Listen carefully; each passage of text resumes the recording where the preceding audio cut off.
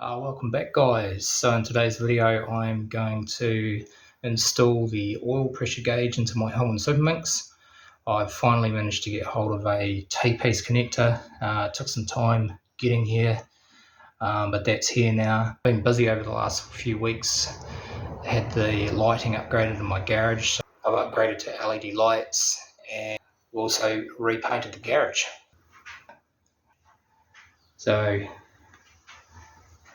it's a lot tidier now. They're the new LED lights I've got.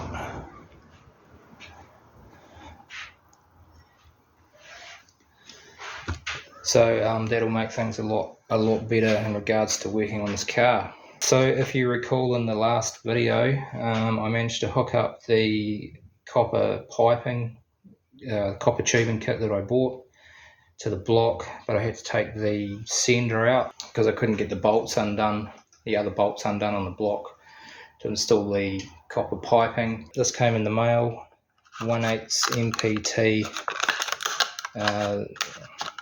adapter, which I'll put onto the block, screw the sender into here, and then the piping I'll screw into here. This is all tapered thread too. This is 1/8 MPT and 1/8 BSP. MPT is national pipe thread and BSP is British standard pipe. Like I said, they're all tapered, so they self-seal. But I'll have to put some thread locking tape on the gauge because it's not tapered at all, and it'll probably leak. Well, it actually did leak after I turned the car off last time when I hooked up the gauge. This is the gauge I got. It's got the temp gauge, it's got the amp meter gauge, and it's got the oil pressure gauge. I actually think I might put this whole gauge in, take the other one out. I don't need the ammeter. I'm not going to install it. And once the generator goes on this thing, I'm probably going to I think I'm going to upgrade it to an alternator, and I can put a voltmeter in. You might be wondering, well, how do you know that the temperature gauge works? I'll show you how to test that. I'll just hook some wires up to the terminals of the temperature gauge, and all you do is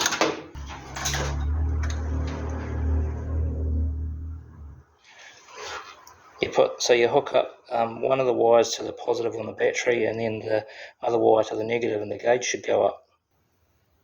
So I'll show you.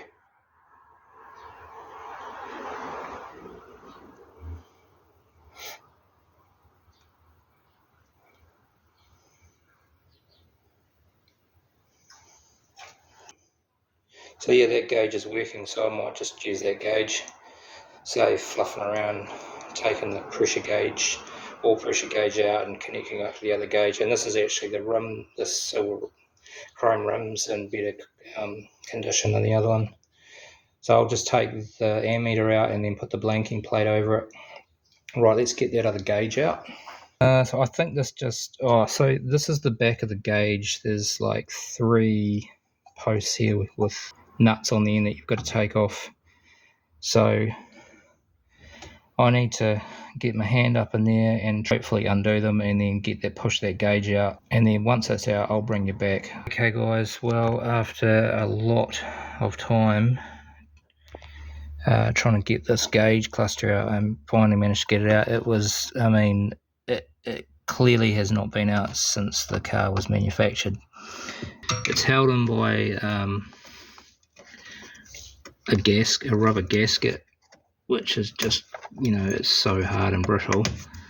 But yeah, I've done a little bit of damage to the surrounding dash trying to get it out. I had to just pull it out. I had to basically had to put a chisel in there behind. I couldn't even get this chrome surround off to try and get them behind it. So yeah, I'll tidy that up. I'll just touch that up with a little bit of paint, and I've nicked in under there on the dash, but we're gonna sort this dashboard out anyway because it's all broken and degraded. Alright, well, I'm gonna probably need 2 hands to get these connections here off, and then this is the light. This is where the the bulb is, get these two connectors off, and then get this out, put the new one in, bring it back soon. Right, we'll just get the amp meter gauge out.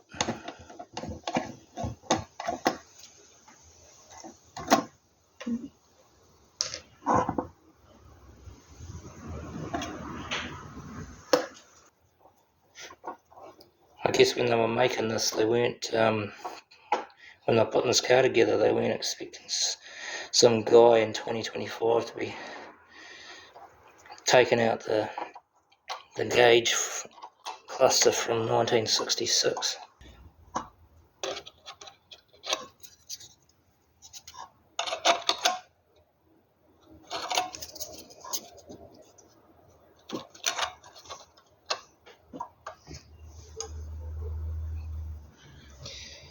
Yeah, cool. Just giving this glass a clean. We'll just pop it on like that, and the way it works is the metal ring here, and there's like a rubber seal that goes in, and then it just basically it just screws on. It's got some little lugs there which fit into these lugs, so you just stick it on like that, get it on, and twist it, obviously with the rubber seal, and so I'll have to do that off camera because we need two hands. Okay, so there it is all together now. Back about a week later now. So what we need to do is we need to feed the copper line to the which is going to feed oil to the gauge in through the firewall to the back of the cluster. I'll take the cluster back out and we'll get that line in. So I think the obvious place to put the copper line is going to be through this grommet here, where the wiring loom exits, and also the window washer tubing. We'll make a space for the tubing to go through. I'll just sort of cut this back a wee bit, and I think because the copper line will heat up with the heat of the engine oil, I think I'll wrap a little bit of like some spare fuel line tubing around it just to stop it. I don't want it like perishing these lines, because these are actually quite hard and getting brittle. I managed to cut back the rubber grommet. It's quite old and brittle. I should probably really just replace it. And I'll probably do that at some point. I'm not too sure how to route this yet, because I've got 1.3 meters of copper line. It's quite long.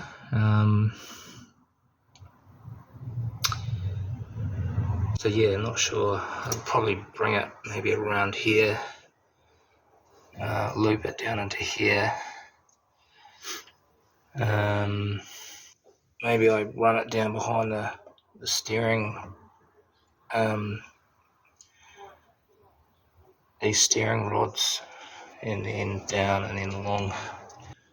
Right guys, well, I've kind of got it into rough position where I want it.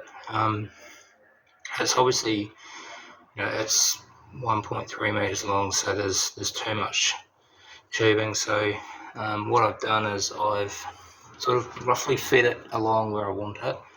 Behind this clip, I've got a fuel line over it just to protect the line. It's very soft, and that'll just rub up against the metal, so that'll hopefully protect it. And then I've just put some loops in the tubing, just use the handle of a hammer just to wind it around, and then it'll sort of come down.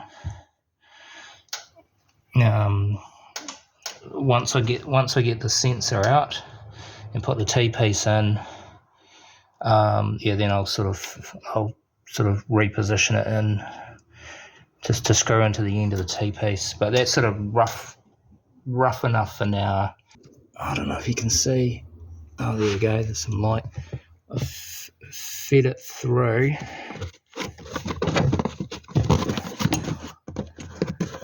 And then again I've had to coil it at the end to take up some of the slack, and that's the end of it there. I've just put some tape over it so it doesn't, I don't get any dirt or in the end of that line. Now I need to get that sensor out, which is down there. So I'll just unhook the wire. It should just come off. Get that out of the way. And then from memory it's an 11mm spanner. Just unscrew that.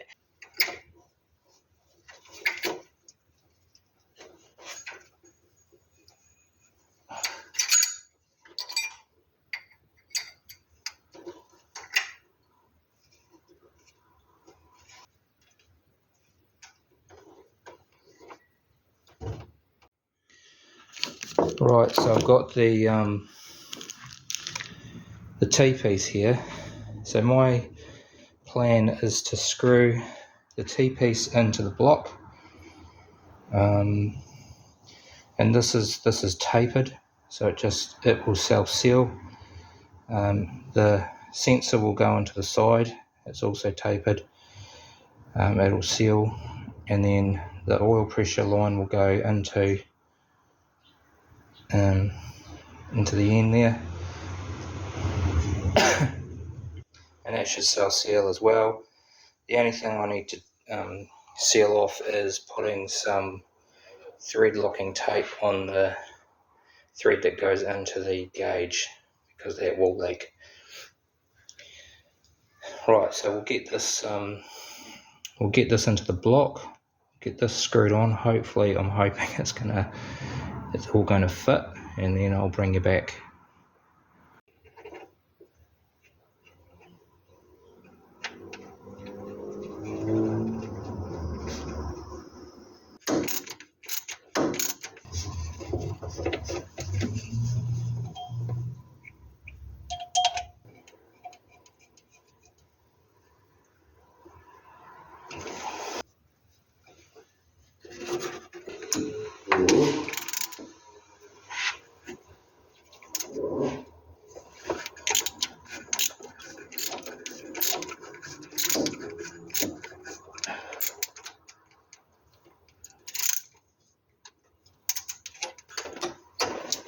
Well, as you can see, what I did was actually turned T-piece back 180 degrees, because the wire to the sensor wouldn't reach. I think it should be tight enough. It shouldn't leak. I mean, it's in pretty tight. If it does leak, what I'll do is I'll just have to tighten it up further and extend the wire. But it should be okay. And it's just dripping out the end there, so that's where the copper tubing needs to go.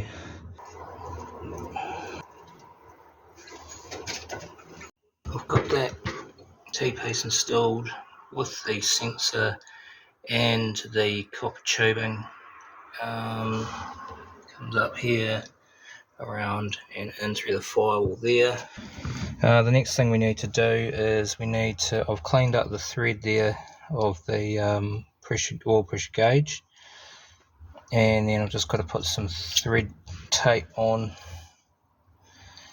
wrap that around, screw it on, and then I need to get the hook up the temperature gauge and the bulb, and then install the gauge and then secure it, and we should be done. Right guys, so I have now attached this attachment with thread locker to the gauge, and then I've put some thread locking tape on the end on the thread here, which is going to screw into the end of the copper pipe. We've got it all in place now. Let's start the car up and see what happens. Hopefully there are no leaks. I've just got the gauge sitting in there, so I'll be able to I can feel under there. Give it a bit of choke. I haven't got the temperature gauge hooked up at the moment. All I want to do is check that the oil pressure gauge is going to work, and I'm sure it will. I just want to make sure there's no leaks.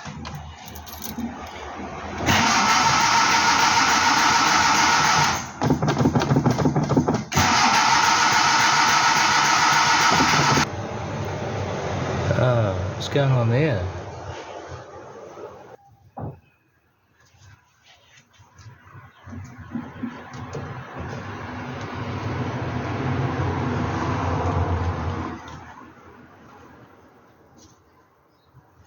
I've got fuel which is dripping out of the overflow there, which is normal when it floods, but I haven't had this started in a couple of weeks, and there's fuel coming out here too.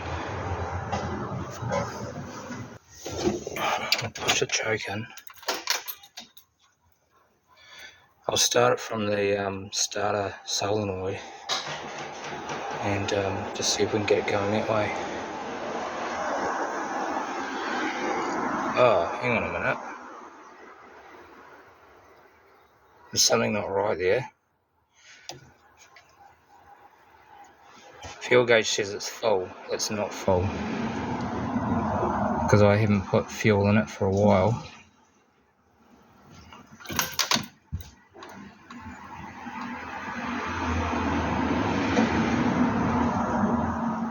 What the hell? Alright, well, I've sorted out the issue with the fuel gauge. It was loose, the connection at the back, so I screwed that in, and now it's coming up slowly because there's not a lot of fuel in the tank. So it must have been a loose connection. However, I've lost ignition for some reason, and I don't know what's going on there.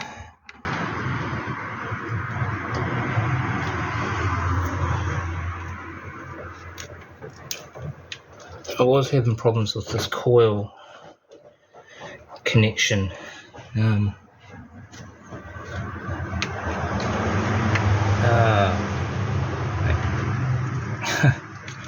Okay. Okay. The ignition wire had come off the coil. All right. All right. So it should start now.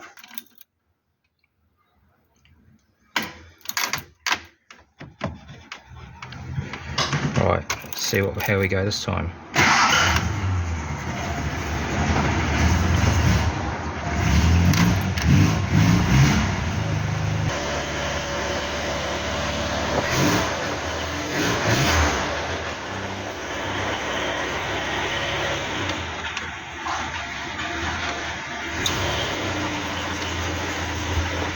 .40 psi.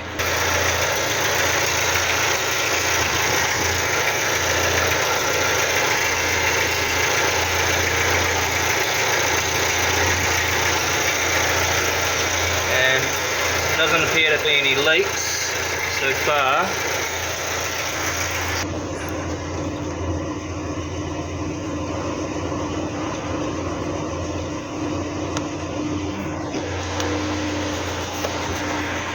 No leaks from there at the moment, but we'll let it run for a while and we'll turn it off, and we'll just see if there's any leaks after we turn off the gauge. I was worried for a minute there. I was thinking, what the heck, why have I lost ignition? But it was the ignition wire came off. I might actually re-crimp that down a little bit, because it's obviously not a very tight fit. That's good oil pressure. It's just over 40 psi at idle.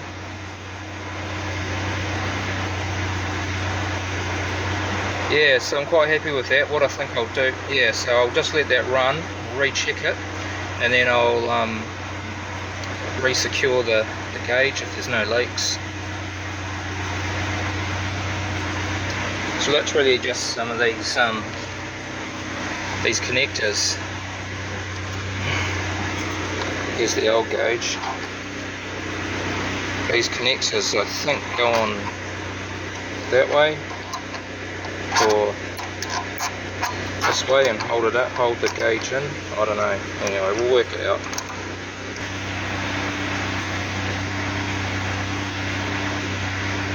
I need to take this apart and give it a good clean. I think that's why it's playing up.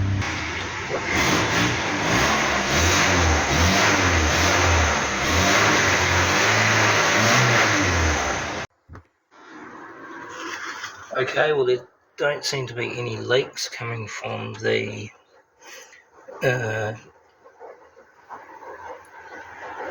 T-piece or the sensor or the line connecting into the sensor or from the block.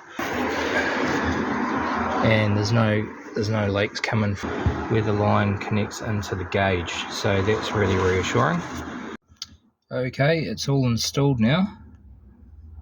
I ended up losing one of the knurled nuts to hold in this side, but they're so tricky. You end up dropping them and then they fall into all sorts of places. So anyway, I've got two of them in and that's in solid, that's not coming out anywhere. Trick to getting the top one in is put that top little brass keeper in first and then the nut and then push it in and then tighten it up. But yeah, those little brass knurled hook thingies, they slot in above the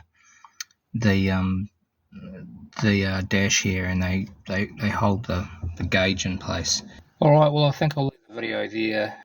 I've run out of time today to take it out for a drive. I've got a lot of other things I need to do, but I'm satisfied that the gauge is in and it's all connected up and there are no leaks. The next video I will take the car out and we'll take it for a good run. We'll have a look to see what the oil pressure is at the open road speed. It'd be interesting to know. I've got a lot of other jobs to do on this car. Plenty more videos coming up. A lot of smaller sort of jobs that I want to get done. I think I'm going to tackle that speedo again, actually take it out and take it apart and clean it. I think it's dirty inside and that's why the needle bounces around. I don't think it's the cable. I need to also sort out that dashboard and repair it, and also the paint and panel repairs on the front guard and front valance, but they are big jobs and it is a matter of finding the time to do it. And when I go to do them, I have these other little sort of niggly jobs that I think, I'll do those instead. But anyway, thanks very much for watching. Really appreciate it. Consider liking and subscribing, and I will see you in the next one.